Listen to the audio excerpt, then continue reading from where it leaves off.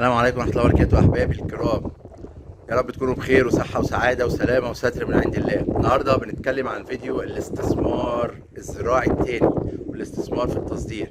بس حابب أوريكم حاجة كده مبهجة. ادي الزراعة، ادي الزراعة في مصر، شايفين الفلفل والبتنجان. المهم الاستثمار الزراعي زي ما قلت لكم من الحاجات المهمة والأساسية في حياتنا، وفي نفس الوقت من الأشياء اللي المفروض نفكر فيها ونهتم بيها، لأنها في الآخر لو اهتمينا بيها وعرفناها هتبقى شيء مهم. حاجات اللي في الاستثمار الزراعي المهمة اللي أنا اتكلمت عليها: الاستزراع السمكي. الاستزراع السمكي من الحاجات المهمة جدا في الاستثمار الزراعي، والتصدير من الحاجات المهمة جدا. يعني ازاي يبقى عندك منتجات تصدرها. بالمناسبة اللي انا بصور وراه دوت كده اللي واقف ده العنب، الشجر واقف قدامي ده عنب. احنا من اهم الدول اللي بتصدر عنب، وبنصدرها لانجلترا وبنصدرها لدول تانية في اوروبا كتير. وده بطيخ سكاتة من انواع البطيخ. في بطيخ اللي هو الابيض المشقق ده برضو زرعناه فترة وصدرناه في مصر. وده البتنجان العروس، عارفين انتوا البتنجان اللي هو الابيض العروس، البتنجان الابيض دوت اللي بيتعمل بيه المخلل، اللي بيتعمل بيه المحشي، الكلام دوت. يعني ادي البتنجان اهو، طبعا شايفينه دوت بطيخ. الاستثمار الزراعي او انك تاكل من عمل يدك ده شيء بيكون ولا اروع. ازاي انت تزرع، وازاي انت تنتج، وازاي انك تشتغل من عمل ايدك.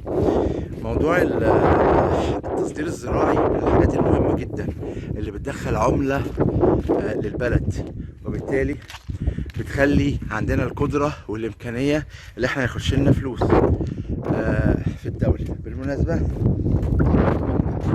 مانجا اسمها كيت، مانجا متقزمة مش كبيرة، ما بتكبرش، لكنها بتبقى حباية المانجا كبيرة فيها. ده لسه خيار مزروع لسه خيار صغير، يعني بينمو كمان 35 يوم ولا حاجة. المهم الفكرة في الاستثمار الزراعي وأهميته إن أنت في الحالة دي تقدر تنتج وتقدر تصدر وتقدر تدخل عملة صعبة لبلدك، أو على أقل تقدير لو مش هتصدر يبقى المنتجات اللي هيتم إنتاجها يبقى عندك اكتفاء ذاتي في بلدك.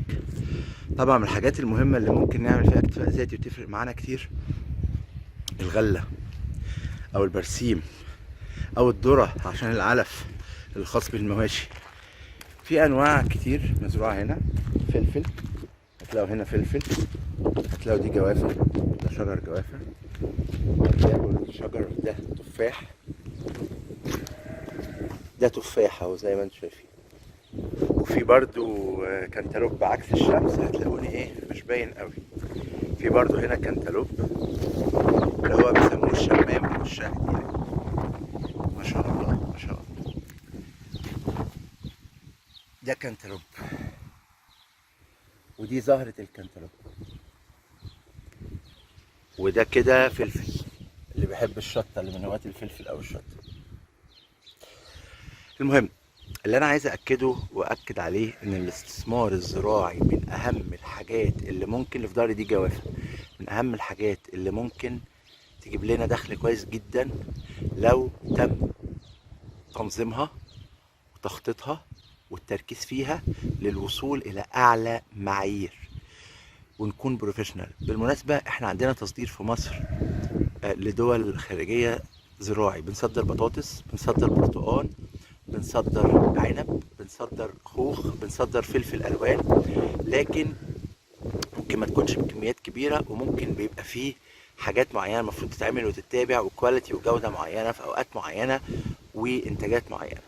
المهم في الآخر اللي يهمني من الفيديو دوت اللي أنا أوصل رسالة ان انواع الاستثمارات كتير، مش بس الاستثمار العقاري، في استثمار زراعي. وزي ما قلت الاستثمار الزراعي في التصدير وفي الحيواني، الانتاج الحيواني، المواشي واللحوم والكلام دوت. نقدر بدل ما نستورد لحوم يبقى عندنا انتاج. بس اهم شيء يقدر يوفر لنا ان احنا نطلع المنتج اللي بياكله المواشي، اللي هو الذرة، الغلة، الحاجات اللي فيها استخدام للمواشي، السلاج.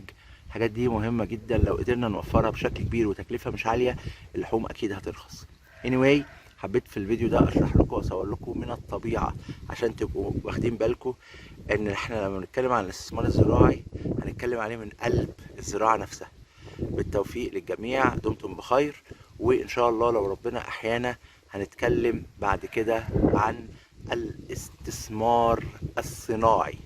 دمتم بخير، كان معكم محمد المهدي، ولا تنسوا الدعاء لاخي عبد الله بالرحمه والمغفره. السلام عليكم ورحمه الله وبركاته.